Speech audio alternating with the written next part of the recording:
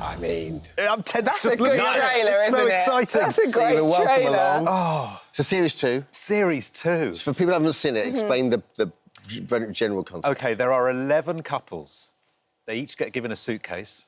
One of those suitcases contains £250,000 in cash. Yeah. And one contains an early checkout card. The rest are empty.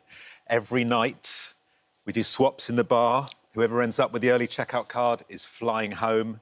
Whoever's left with the money at the end of the series is £250,000. So through challenges, you get to decide which case you want. Challenges every day, and it dictates the swapping order. So obviously you want the last swap of the day, because if you have something good, you can hang on to it. If you have something bad, you can get rid of it. But you're all it's just trying to work out. So I'm convinced Stephen's got the money, but you might not have the money. Yeah. So I mean, stress, that amount of money. Oh, it's a lot. It plays tricks on people's minds. Yeah. And the swapping every night, so exciting, so tense. And of course, the great thing about second series, this first series is really popular, but you can take all the stuff that worked well and do more of it or make it bigger. It was great fun. I mean, I'm not going to pretend it was a tough job. Has it been fun for you? Because obviously this is completely different for you. Have you loved being a part of this? I love doing stuff that's different from you. So if I'm offered something that I haven't done before, I always think, I'd love to give that a go. Plus, it filmed for a month in the Caribbean. I mean... In November. It wasn't the toughest of any job I've been offered. In November, without your family. That'll be Elstree, won't it? How hard, because we were talking earlier on in Makeup about, like, when someone's away or whether at home with the kids and someone else goes away working, that's always what Rochelle calls the salty call. There's just one. There's one, isn't there? It's tough, isn't it? Because someone is... I mean, as you say, we filmed it in November, which is not a month in this country that anyone particularly looks forward to, I don't think. Never. So I'm in the Caribbean on a beach, palm trees behind me, trying FaceTime to FaceTime my poor wife. Who's trying to pitch it as work. Oh. I You recognise deliberately those try to calls, frame Stephen. the ugliest picture you possibly... The backdrop Just when sitting you in could. cupboards. Just go... So rainy out there today. It's really hard work. I mean, it is hard work, but when you're doing the school run on a rainy Thursday... You're just not going to get sympathy at the other end of the phone, no. And I understand that. That's so funny. But I mean, you're a Renaissance man. You can do so much, and it's so wonderful. And do you enjoy... Because you're an empath. You like people, right? Yeah. And all the shows I've ever done that involve some kind of risk and couples, you just end up just going, oh, just God, I feel so sorry for you all. And it's so hard to keep that poker face. I find it very difficult when people get upset. I find it difficult when people argue. It's not my thing. I know some people, love the drama. You just sort of recoil. I just don't. I want everyone to get on. But, of course, the interesting bits of these series are when there's flashpoints. I mean, we have a bit in this series, I won't say who, but one couple have a very tricky moment when something is revealed about what one of them said about the other publicly. Oh, God. Oh. And it's great television. Which you know at home. But separating that when you're in it in the moment... I just want to walk over. That would be horrendous. But, of course, me watching it as a viewer, great. I know. People will be on the edge of their seats at home, like, what's going to happen next? But in the moment, you just want to run over and give them all a hug and just, it's going to be all right. It's OK, I'll fix it. Or the comedic part of you wants to just say something that's going to make them laugh. Yeah. And of course, they're like, I'm not interested in comedy right now. I've just lost £250,000. Well, I think that's one of the things I love about this show is it is really funny because the people we've got in the show are great characters and they are hilarious. I mean, it all gets very serious every evening when we get to the Lady Luck bar and the swapping starts because people, £250,000. Yeah. It's a huge amount of money. But during the day everyone does mostly retain their sense of humour and it is really funny. Also, I think with the format for a show like this and a show like Traitors, if you are going into that knowing that it's based about deception, then you've sort of got to go in with your eyes wide open. Yes. And it's not like that's the whole point of the game is to deceive. So, it's not like you're in a Big Brother house where I thought someone was really nice to me and then they voted me out. Yes. That's the point of the game. You can't be too annoyed. There's no secret challenges here in that way. But at the same time, it's difficult to bear that in mind because they've spent 3 weeks together and they've sort of made friends. And then suddenly someone... turns and does something that sends you home. It's hard to take. And when you're hosting that sort of show, I always wonder this with shows like this, when you sort of get attached to the people and to their personalities and you buy into everyone's story, right? And you do that as a viewer. But when you're there in real time, is it hard to sort of go in as a host and be relatively neutral and not kind of think, I saw what you did yesterday. Yeah, you. of course. And is that hard? Well, sometimes you admire the way people are playing the game. but you don't like what it says about them as a person. And also, when people get voted off, they go. I mean, it's not like they hang around for a couple of days and we see them around. They're gone. Yes. 10 minutes later, they're out the door. So it's really brutal. And you know that if they get the wrong card or make the wrong... It's also... when you know what... I mean, because I'd never know where the money is. I just don't want to know. Yeah. Because I don't want to influence people. But you can see sometimes there's a lot of evidence for where the early checkout card is. Right. If people then go for it, you just want to go, what? You want to, you know... Also, I think when you're on location, or in like studio to a point, you're so focused on that, on the format and the game, you get so involved and imbue with it, don't you? Yeah. Well, what was it like that the Green Wing reunion you went to? Great, really good fun. Was it 20 years? 20-something years, yeah. They showed the first episode, which I haven't seen for 20-odd years. It stands up. It's still funny. And it's, you know, because you never know how stuff's going to make comedy, because tastes change. Yeah. But it was great to see everybody. We've actually done we did 6 new episodes for Audible. So we got together last year and recorded 6 new episodes. The whole gang, including Olivia Colman and Julian there. My sparring partner. Were they the same writers that did it? Same writers, yeah. It's really fun. So it works brilliant. really well. And I have to tell you, because, I mean, I bore you about this every time I speak to you, but I love The Split so much. Like, it's the thing that I will binge watch over and over again. It's so human. I love it. Was that something that you enjoy making? Oh, I loved it, yeah. Well, it's just so perceptive about families, about relationships. Yeah. The writing was amazing. We were a cast that genuinely got on, and we felt like a family by the end.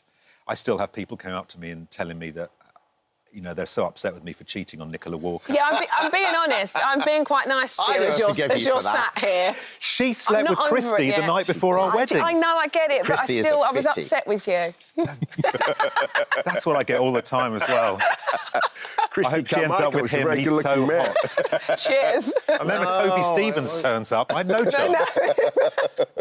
And kids' books, what number are you on? I've just finished number 8. Wow. Or is it 9? I love the fact your sister illustrates. Yes. Well, so nice. Well, I wrote a Christmas book called Barry Saves Christmas, which will be out in October.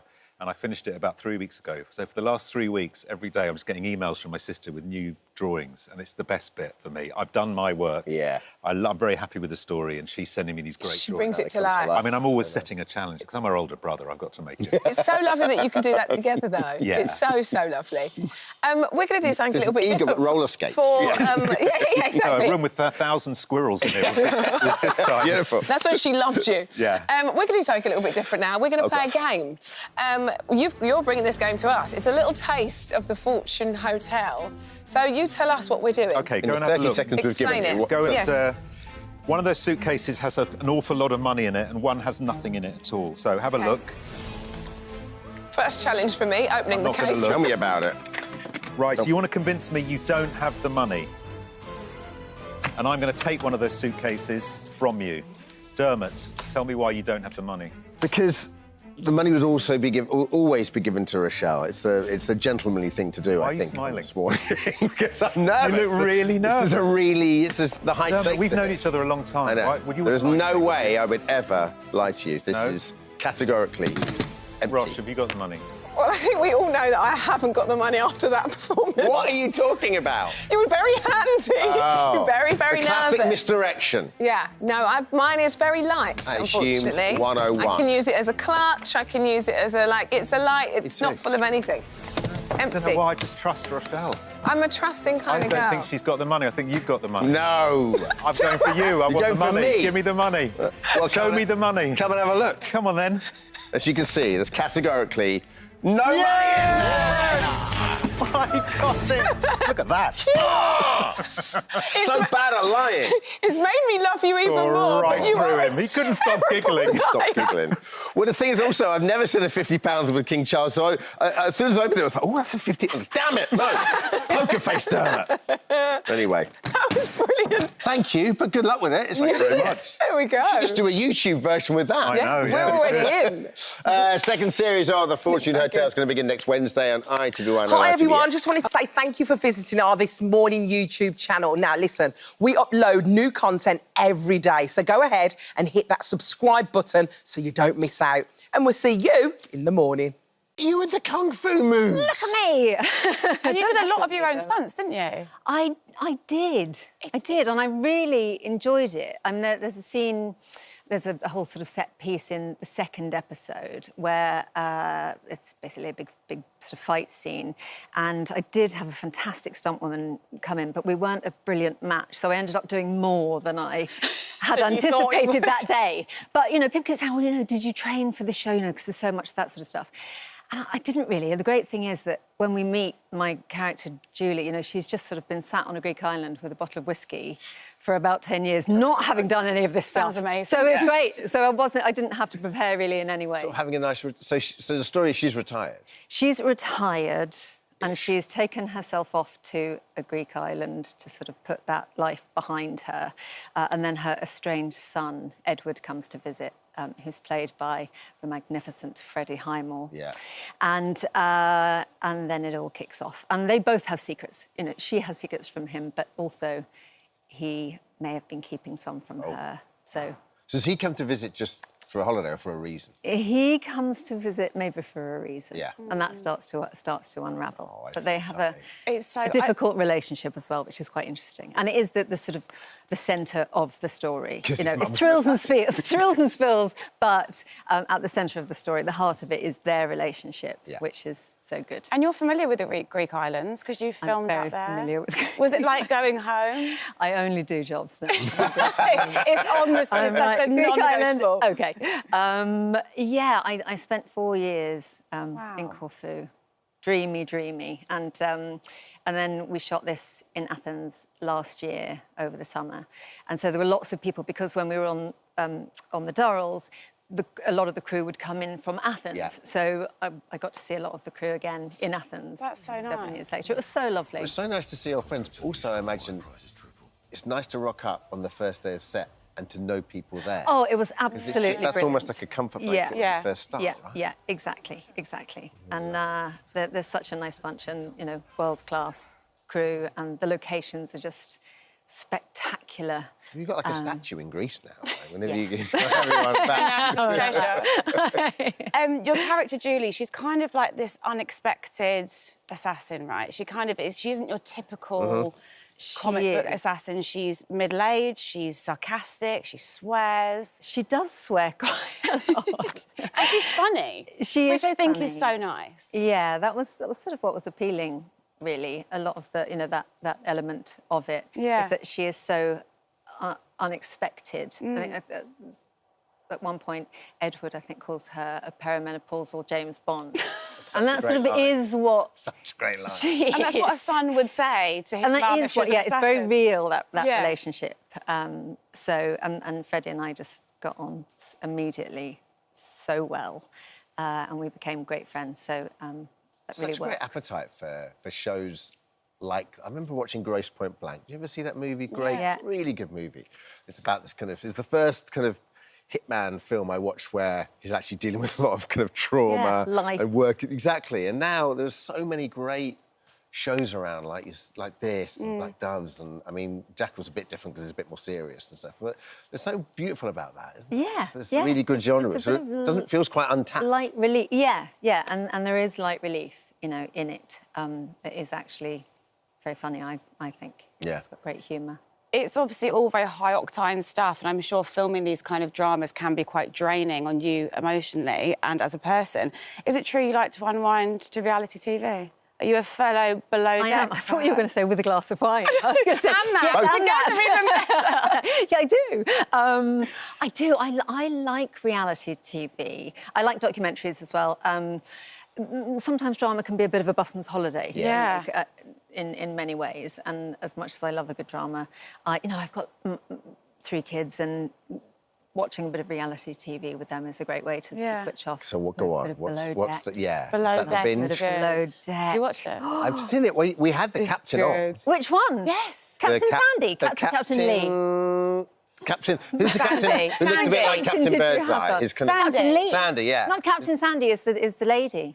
Well, definitely. She didn't. And Lee. Captain Sandy. And Lee, they're both on a Captain Sandy's watching. Yes, We're definitely not talking about you. Captain Lee, he was lovely. Yes. He is very like Captain Birdseye, yeah. So were you like? Did you used to watch Big Brother back in the day when you first started? Has that always been your turn? Like, when you want to turn off, you kind of. I don't know really. I mean, there's just so much of it, isn't there, these days? There's a lot of choice. Yeah, Naked and Afraid. Anyone? I've heard about this. I mean, this is.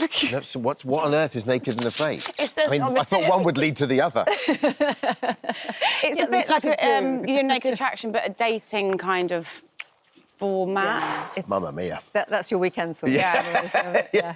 And in this, is it true you were a bit too good at being able to take a gun apart and put it back together? So they were like, you're supposed to be a bit more naff at Look like you don't know how to do this, basically. It seemed I hadn't done it for a while, so I was, supposed to be in the writing. It was she's a bit rusty, and it's not actually that difficult. Is it not? It's slightly Just like worryingly Duplo? easy to.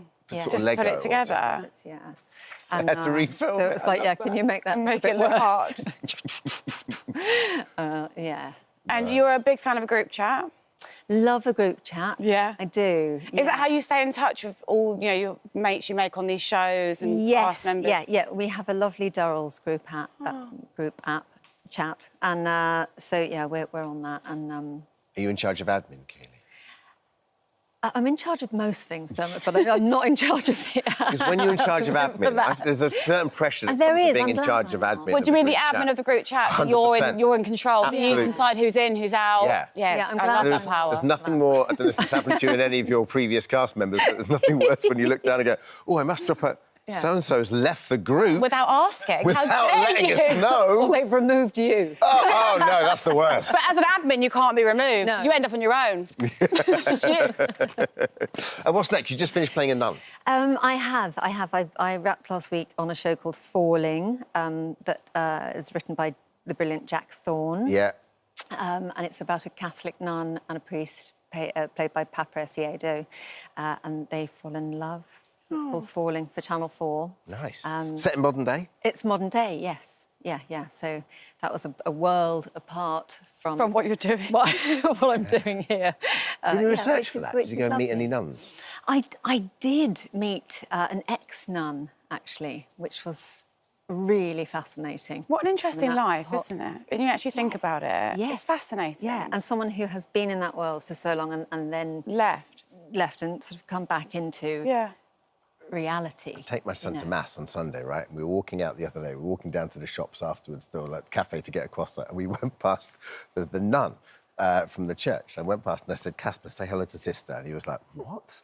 And so he said... He's like, I have a sister. He said he's 5. And he was like, hi, sister. I said, there you go. And just very friendly. And off she went. And he went, she's not my sister. I don't understand.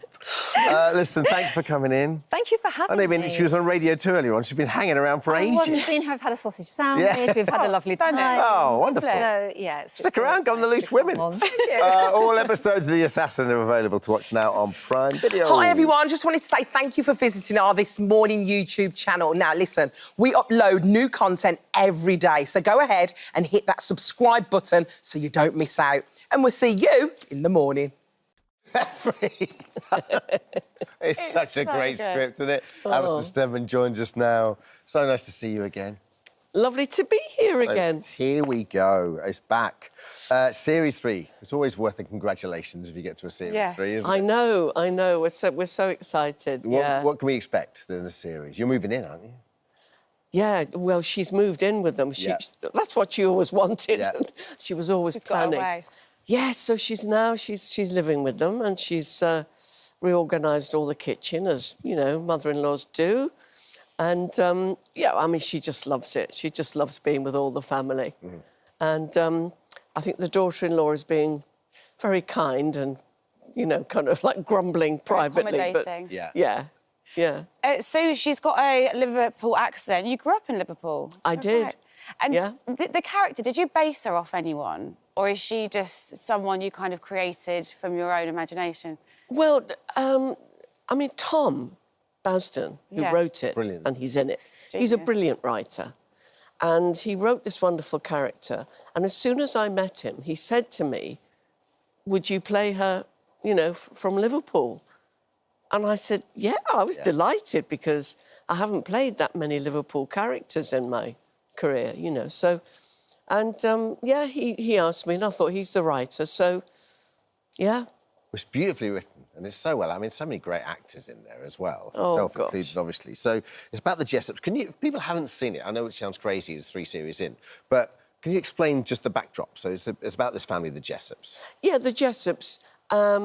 And the son is played by Jim Howick, and he's absolutely brilliant. I mean, Jim just makes me laugh 24/7. Yeah. Jim's only got to turn his head like that. He's very... You know, and I am giggling. And so Catherine Parkinson's his wife, so it's husband and wife. And they've got 2 children, a daughter, played by the lovely Freya Parks, and a younger son who films the family with this little camera all the time, and that's how it's filmed. Yeah. So it's filmed always in one long take, so there's no cut-ins. So that makes it...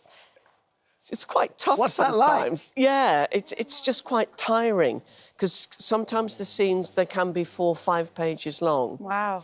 And if you're filming it without a break, and you're doing take after take after take, sometimes you kind of think, please let me rest. We've got it. We've got it. Yeah, we've got it on the second part. We've got it. The way that you shoot it is, I think, makes it so unique, and you feel like you're in there with completely. them. You know, it just feels like you're in the kitchen with the family. Yeah. And we all know a family like the Jessops. I feel like they relate to so many people.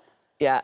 And the story's it's just family life. Yeah. You know, there's the son, Paul, he just keeps wanting to do better things. I mean, he was an Olympic, you know, archer, and now he's in the police. And, but it's exactly that. It's like we're just seeing there, like, you know, you don't believe in God, but you do believe in angels. It's the idiosyncracies and the double standards that every family has, the in-jokes every single family has, isn't it? And that's why Tom's such a good writer, I think, isn't it? It's just perfect. And in this series, Catherine Parkinson plays the daughter-in-law, and her brother is Tom Basden, and he's got married to the lovely Tori.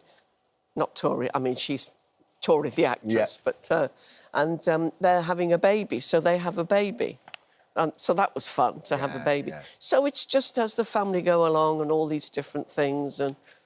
But you've been so great in your career at these kind of touchstone moments that really sort of resonate all the way back to Abigail's Party, which was, I know, don't roll your eyes, because you look back at that, it's so seismic, that No, show. I People do talk love about it. it as, you know, as a cultural touchstone, you know, and then Gavin and Stacey did so much for so many people because it was normal. It had that lovely normality to it. Yeah, yeah. And something that I think a family can sit down and watch together. Yes. And really enjoy, you know. I've met so many people who say, oh, you know, it's like a comfort blanket. We all just sit down and watch it. And I think Here We Go is the same. Yeah. It's fun and it's about a family. And you know that if you're watching it with your 10-year-old daughter or son or whatever, that there's nothing offensive going to upset everybody. You know, it's got a... I mean, they argue, they row. Well, it's the mirror, isn't it? We're holding it. We're entertaining us. We're holding the mirror up as well. Yeah. Yeah. That, whenever we get any gossip at home, I go to my husband, Mick, I just love the drama. I just love the drama. And he always goes, oh, stop saying that. We quote the show all the time with Gavin and Stacey. What was it like filming that finale? It must have been super emotional. Oh, it was. It was lovely, but it was so sad. We were all dreading the final day. But the nice thing was that Ruth and James, they wrote a scene on the final day of shooting that we were all in. So they brought everybody together. That's amazing. But it was so thoughtful to do that. Because I suppose that rarely happens, doesn't it? Rarely happens. It's a wrap on so-and-so, and then they go, and a week later, somebody else, or 2 days later, but we were all there together. That's so special. There was many a tear shed, let me tell you. There was that lovely moment I saw, whether it's behind the scenes, when everyone walked up the street in Wales. It was just, you know, it was that kind of... And locals were sort of clapping and stuff, you know? It's just... The people of Barry, honestly, they were just there day and night. I don't know how they did it. From 6 in the morning, they'd be gathered. But when we were filming, they were quiet. You know, they never shouted out. They never... That is unusual. So that is. They embraced you guys and supported you in making this show. You know, the first would go, quiet, please, everybody, you know, and they'd all go... Oh, that's... Yeah. There it is. There it is. That's so nice. Really nice. And you and Larry have that just such beautiful shorthand. I mean, it must be so wonderful when you find that with another actor. Yeah, it is. Well, from day one when we started filming, there was no acting required, you know, to make it a couple. We just felt right. Yeah. You know. I mean, we asked our viewers for a favourite scene. What do you think it was? Between you two. Oh, I don't know. Well, my favourite scene's when they're in bed together. We didn't show that. And they've had, no, I don't mean anything naughty. I mean, when they've had a row, they've had a terrible row. When Gavin says he's going to get married in Wales, and Pam just and she drinks far too much. She just throws an absolute fit, and then she won't speak to Mick. And they go to bed, and he's going, "Oh, come on, Pammy," you know, and she's going, "No, Mick, no." You know, and then he puts the ears on and leans over her and he goes, "Come on, Camilla." And then she just starts to laugh, and within seconds they're hugging each other and they're, you know. We didn't have time to play it, but it was 3 steaks. Everyone loves 3. Oh, 3 steaks. 3 steaks, Pam. And listen, before we go, I mean, this breaks my heart. You don't want to do theatre anymore. Oh. Stage fright? Yeah, really. Yeah. Also, you put your shift in. Come on, you've been there with the icons. I've put my shift in it, and it was my favourite thing. I absolutely loved it. Listen, thank you so much. But no more. Here we go. Returns tonight. Double bill, 9 o'clock on BBC One. Thank you. Thank you so much for visiting our This Morning YouTube channel. We upload new content every single day, so go ahead and hit that subscribe button, and we'll see you in the morning. Listen, now, this weekend marks 1 year since the 2024 Olympics kicked off in Paris. Yeah, the Games saw our next guest scoop his 5th Olympic medal, making him Britain's most decorated diver ever. The win was made even more emotional after the Games as Tom Daley announced he's retiring from professional diving. But a year on, he's stepping into a new platform to raise awareness of an all-important cause. Hello, you. Hello. Nice to see you. So good to see you. What a treat. Good to see you too. So, I mean, listen, let's just have a little, deep dive into the career while we got you. Like what you did there. Does that feel like a year ago? It does feel like a long time because I'm so used to training every day, 5 hours a day, 6 days a week I was training, to then, kind of stop. It's so weird. I wake up in the morning, I'm like, what am I to do today? You do a bit of knitting, don't you? Yeah, I do a bit of knitting. I drop the kids off at school, and then it's just a very different thing to not have to live your life thinking about diving all the time. When you were training, was it literally was it in the weights gym? Was it running? Yeah. I mean, 60% I would say was dry land. So we would do gymnastics, we would do weightlifting, we'd do cardio classes, sprint classes, you name it. We kind of have to use nearly every muscle in your body when you're diving because you're flying through the air, all the G-force, the twists and the turns, so you have to kind of get it right. What I never understand about diving is when you see things so I love jumping off stuff into things, which is one of the reasons why, thankfully, you're here today. So I love water, and I love jumping off, I don't know, rocks or whatever into water. But you don't have to be too high up to hurt yourself, do you? It's weird. Yeah, no, it is quite I think people often underestimate water, and that's, I think what's kind of, for me as a parent now, I find it so important about water safety. It's frightening, isn't it? Yeah, and having kids being able to swim at a young age is important, but then also not underestimating the fact that as you get older, your relationship with water kind of changes because, especially when it comes to summer, you might have a few drinks by the pool, and then the dangers of that, because 1 in 4 drownings actually occur because of alcohol. Really? And when it's over 20 degrees, the risk of that is 5 times higher. But this is really close to your heart, isn't it? Yeah. Water safety is definitely close to your heart. And you don't realise, when you have a drink, how you don't know what you're doing. Sometimes you just don't know, and you're out of your depth. Your reactions are a lot slower. People don't realise it, do they? Yeah, people don't realise, and I think it can often catch people off guard as well. And, and since I've been knitting and crocheting and all that kind of stuff, I've actually crocheted a pair of heat-sensitive trunks with Malibu, of course, right? Where over 20 degrees, they change colour to try and hopefully raise some awareness about the danger of when it's over 20 degrees, it's 5 times more likely. Presumably, that's a tight knit. I want to see the weave there is tight. You can't be doing any baggy knits if don't want any baggy knits. You don't want it to be too loose. You want everything the guys are hanging out. Yeah, yes, everything's got to be in its place. Especially diving. When you hit the water at 35 miles an hour, you don't need anything to be out of place. To be coming off. You need it as close no one's hanging and loose compact there. to you as possible. Do you miss it, Tom? I really miss it. Do ya? I literally think, you know, I knew there was always going to have to be a time where I'd have to, like, hang up my trunks, if you like, and not get back in the pool. But I think about it every day going back, because I'm always like, I literally loved it. It was like my happy place. Like, you know, my friends, my teammates, getting to travel, all of that stuff was so much fun. It's just, you know, I kind of have aged out. Like, I've been doing it for so long now that, you know, most people retire between maybe like 24 and 27. Do they? And I went until I was 30. So, like, you know, it was... Isn't that weird to think, because we sort of always know you as such a young guy. It's weird to think of you with the old man of the circuit when you Yeah. That's so strange. I know, I went from being like the 13-year-old, 14-year-old on the team at my first Olympics, and then all of a sudden going to Paris, and I was the, you know, the granddad of the team with 2 kids. Just picking up on drink diving, what advice would you give? Because looking down at 236,000 people die a year from drowning worldwide. So, but you want to curtail, you don't want to curtail fun. So what advice would you give to people? I think it's just, if you think about it and you're just really aware and responsible when you're drinking near a pool, whether it's a pool party or you want a couple of drinks by the lake, the river, going to the beach, whatever it may be, just think about it and think twice and have it at the front of your mind, because if you just have it there, that you're aware of it, I think that can make a, you know, and the whole message is really don't drink and dive. And look after each other, do you know what I mean? Look after each other. Now, listen, you've got a dream. Haven't you? You've got a dream you've always wanted to do in your life. What is it? Well, I can't believe I actually mentioned this, because basically when I was younger, they did this local radio thing where they were going around schools, you could apply to read out the weather on the radio. And my friend got chosen, Harriet, right? And I was so jealous that she got to do it, and I've never got to do the weather. Well, sadly for you, Harriet has just turned up. Then I had to break it to you, Tom, but you're going to be benched again. I was going to get my chance. You are going to get I can confirm I've done the weather before. You're going to love it. So we are going to make this dream come true, aren't we, today? And you're going to actually do this. I can't wait. But listen, before you get in the zone, have to talk celeb traitors. What can you tell us?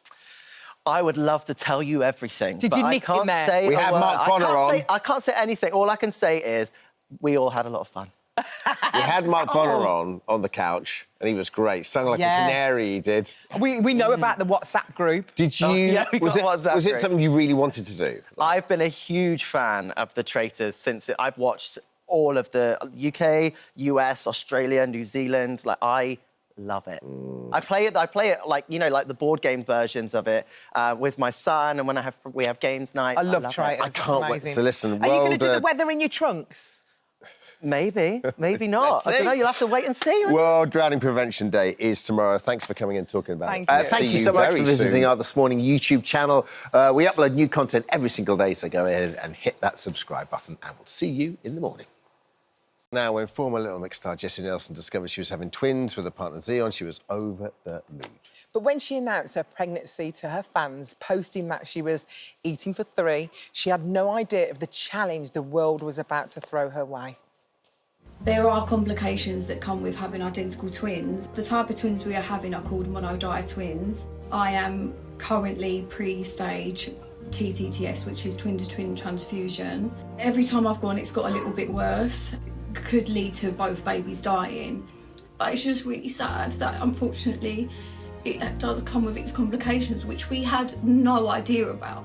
Unfortunately, the symptoms have got worse. They have to perform the procedure. It's necessary because it's going to give our babies like the best chance of surviving. Just hoping and praying for the best, really. But it's obviously just really scary. Jessie spent more than 10 weeks of her pregnancy in hospital due to a rare condition that affects twin pregnancies and can be fatal to the babies.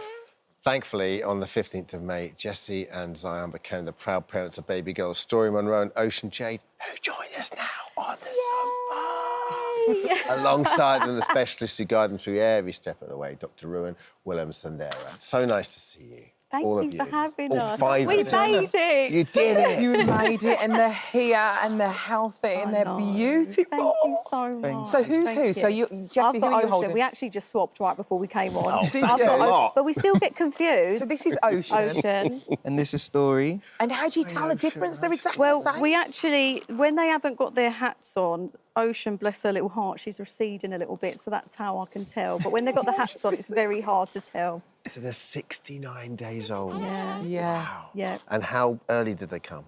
31 weeks, 5 days. Yeah. Almost newborn, basically. Yeah. So listen, tell us. Look, every pregnancy comes with ups and downs and complications. So tell us when you realised it was going to be different. Well, I mean, when we first found out we were having twins, which was just crazy. Oh yeah. We were like ecstatic. We was like over the moon about it. Does it run in the family? No. Oh, so it was a complete surprise. Yeah. I mean, I wish you'd have seen Zian's face. You'd like, seen a ghost when we found out.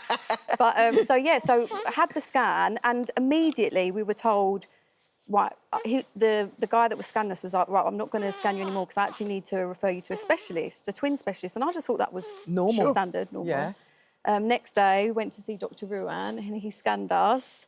Babies were fine, and then Dr. Ruan sat us down and then basically told us all the complications that can come with the type of twins that we were having. And I just literally felt like I'd been, like, I couldn't believe, like, the percentages and what could potentially happen to them. And I almost felt like from that point, I couldn't really enjoy my pregnancy. Yeah. Because I was just constantly worried that something was going to happen.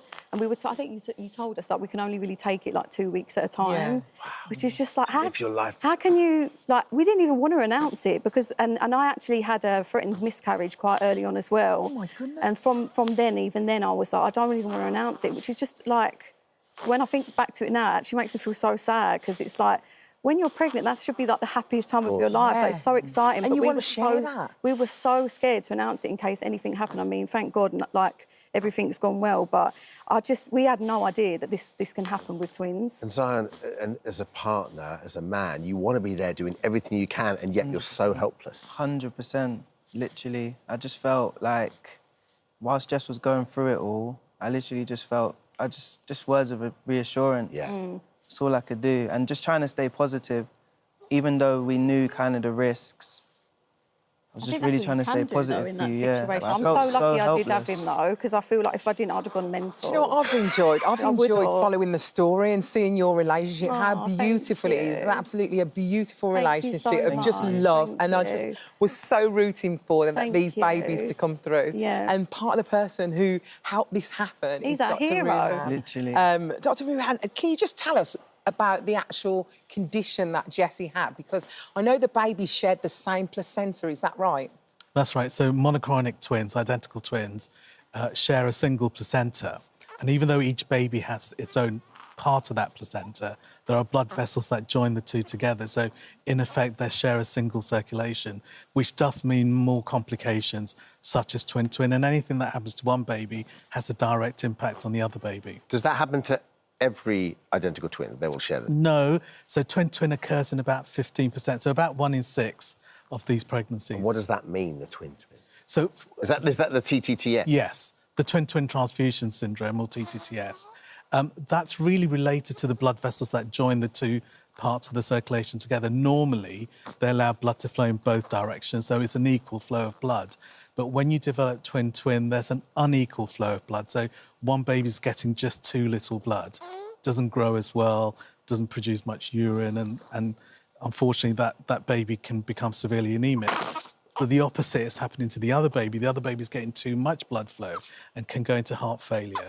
And so it's when it becomes significant, it's without us doing anything, unfortunately, it's got a very high chance of miscarriage. What do you do?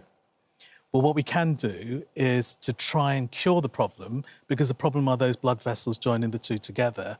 We can put a telescope into the womb, have a look at the inside of the placenta, identify those blood vessels, and with the laser, burn them away. So we leave each baby with its own part of that placenta, and there isn't this unequal flow of blood between the two. Cut back to these two. Right? No, I know. And it's just so mad, because even when Ruan told us, like, you're pre-stage TTS, you actually haven't got it yet. It hasn't got to stage 1. It's only if you get to this situation. Yeah, I still felt, and every time we were going for scans, it was getting a little bit worse, a little bit worse. I still felt like we didn't think it was going to happen. I still didn't feel like I was going to have the procedure. I felt like I was a bit like, I don't know, in denial about it. And then when we went, and that literally happened within like, that happened so quickly. Because I was being scanned weekly to be like closely monitored. Yeah. And I think I'd come to see you on the Tuesday, and then it was on the Thursday. So he told you the symptoms? No, so I'd been told like weeks prior to that I had pre-stage TTTS, and then every time I was going to be scanned, it was getting worse and worse. And then I'd like have my weekly scans, and then right before I had the actual laser, Ruan had said like, you know, I do think we're getting to the stage where we're going to have to perform the procedure. And there were symptoms to look out for. It was like if your belly gets really tight, like a drum, if you're struggling with your breathing. And 2 days after my scan, we'd gone to the park and I couldn't even walk because I was just like so out of breath. But it's so hard when you're pregnant with twins as well, because what is normal and what's not? Yeah. Like I was just like, well, I've got twins, so of course I'm going to be out of breath. And of course my belly's going to be really tight. I'm growing 2 humans. And then it was thanks to Zahn, actually, that I said to him, like, can you feel my belly? Because I've actually got, like, I've got so used to feeling like this, I don't know what's normal anymore. And did you feel something different, Zion? Yeah, because I'd obviously been feeling it throughout the pregnancy, but this specific time, it just felt really, really tight. Like, my fingers couldn't go in. Right. Yeah, like, you know, when you press it goes a little bit squidgy, it just wasn't like that at all. And then so I rang... one of the signs that Dr. Ruan had said to watch out for. So we called and he was like, just come in, like, just better to be safe than sorry. And then that day I had to have the procedure and it just was just like... I felt like overnight, we literally went from pre-stage to, like, have to have the procedure now. And that procedure is not even, like, guaranteed to work. And I think that was another thing that was, like, terrifying. Even when you was just explaining it, it brings back the emotions of anxiety that we had. It's just...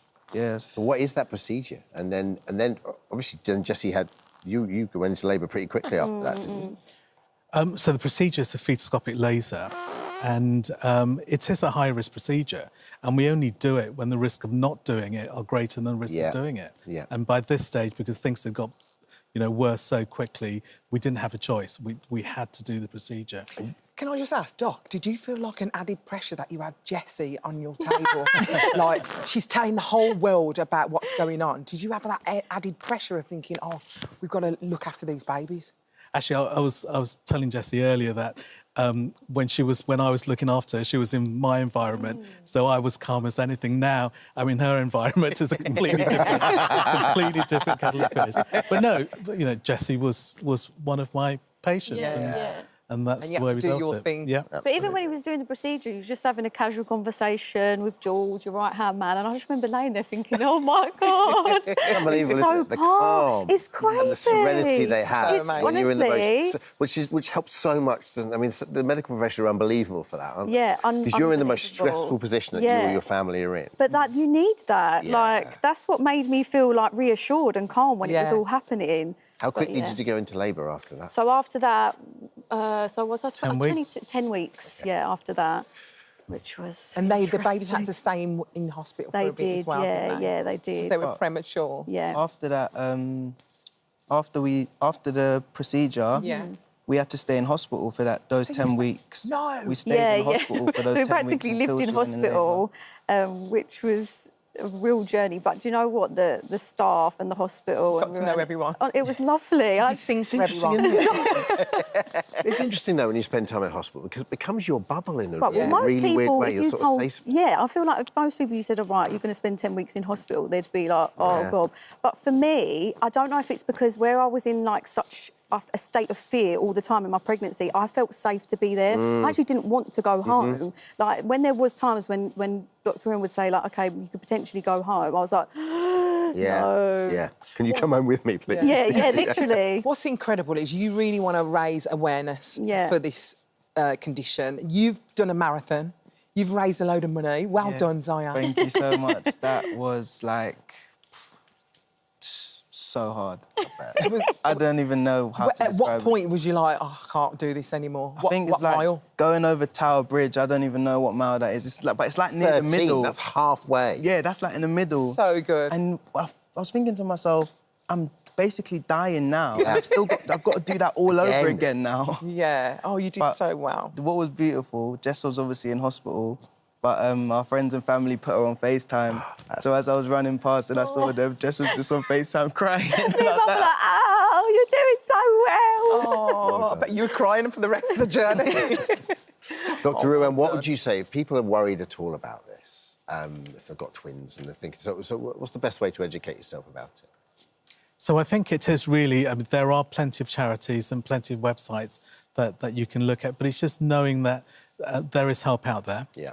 And, you know, there are things that we can do to help even a really complex, difficult situation. Brilliant.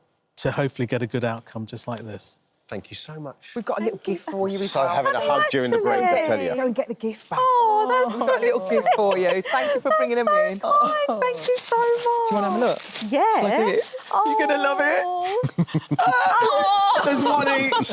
I love this morning. There it is. Oh, you should have given it There's to us before we two. came on. We could have put them in. I know, but it's for you anyway. Oh, thank There you go. so much. That's so kind of you. Congratulations. Thank you, guys. Thank you for having us. We're going to have a snuggle. Let's throw to the loose women and have a snuggle. Hi, everyone. I just wanted to say thank you for visiting our This Morning YouTube channel. Now, listen, we upload new content every day, so go ahead and hit that subscribe button so you don't miss out. And we'll see you in the morning.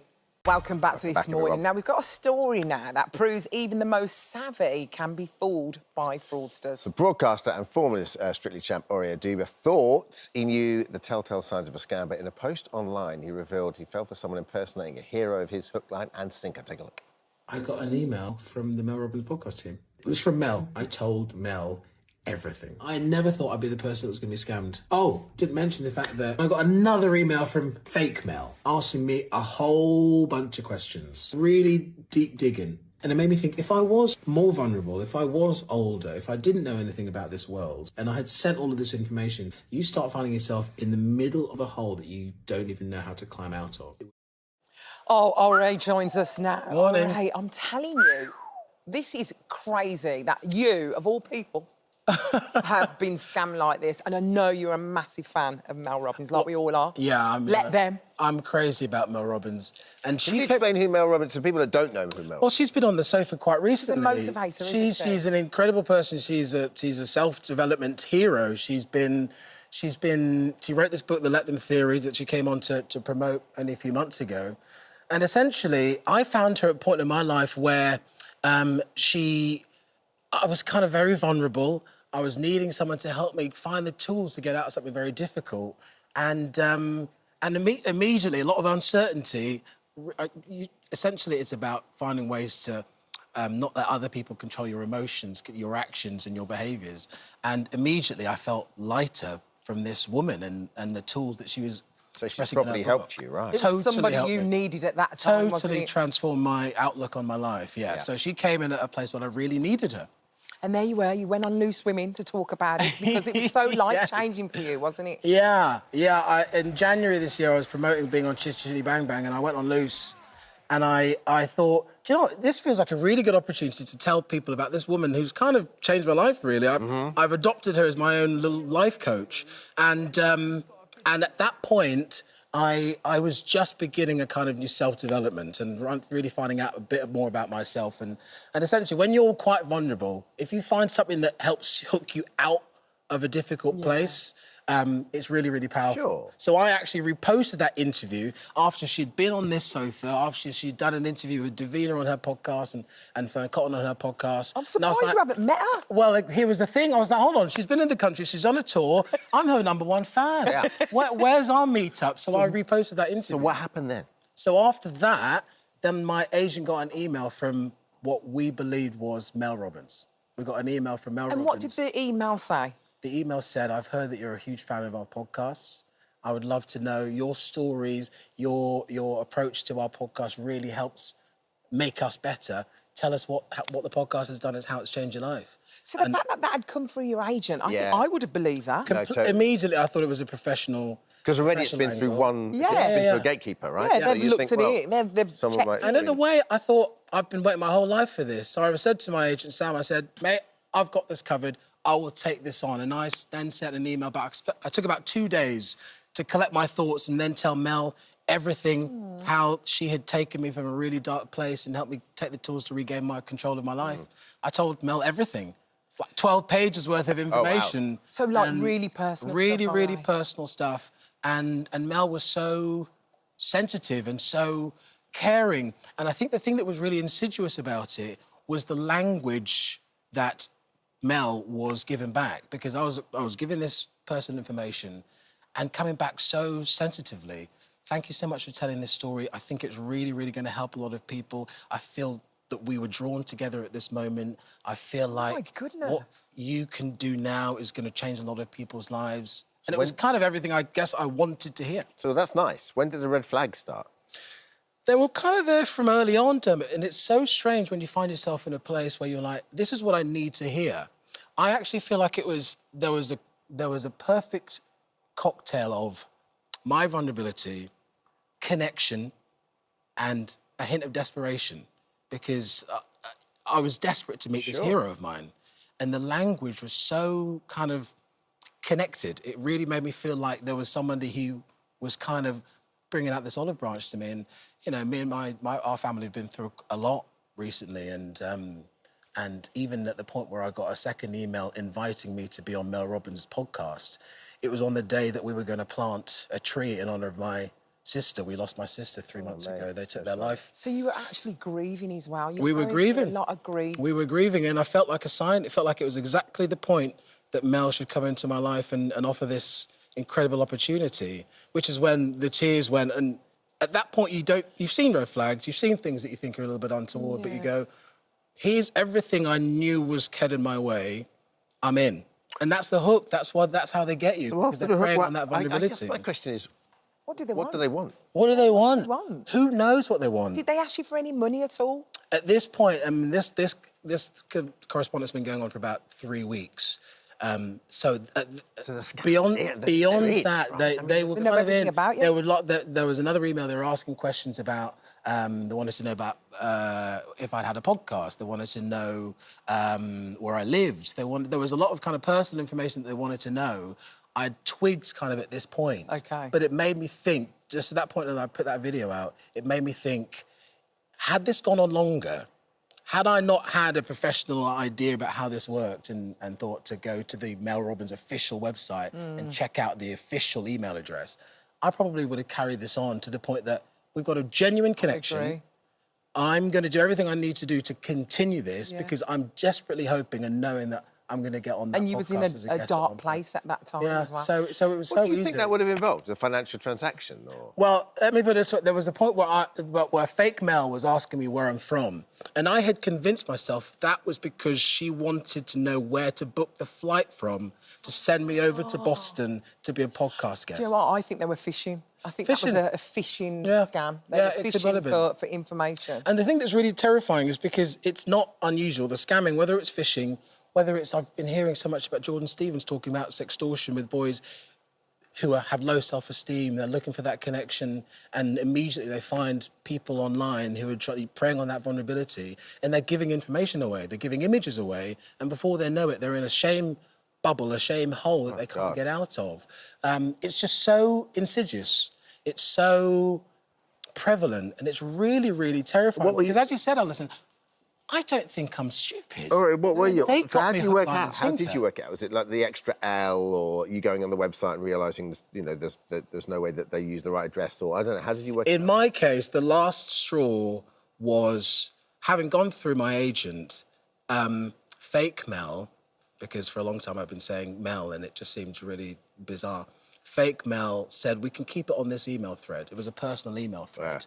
We can keep all the information here. We don't need to go anywhere else. And I thought, I just don't think that's... Even coming here, you know, there's a professional element. There's a researcher, you know, go through the agent. I thought that's just not how I thought it would happen. So I thought before I committed myself, and like I said, there was a really important family affair happening that day, and I just thought, before I really go there and commit myself to this, I just need to do a little bit of due diligence. And immediately... I'm so glad you did. It was so obvious that something was happening. Do you know what? All right. So many people keep it secret when they get scammed. Yeah. I'm so glad you're on this show talking about it, because people will see you and think it can happen to anyone. It really can. Be vigilant. Yeah. Do you know what I mean? Thank you so much. And what was so lovely, beyond that, and if it wasn't for fake Mel, the real Mel wouldn't have got in touch. And she has now, 2 nights ago, I got a DM from Mel Robbins saying... Do you know what? But did you? Connect.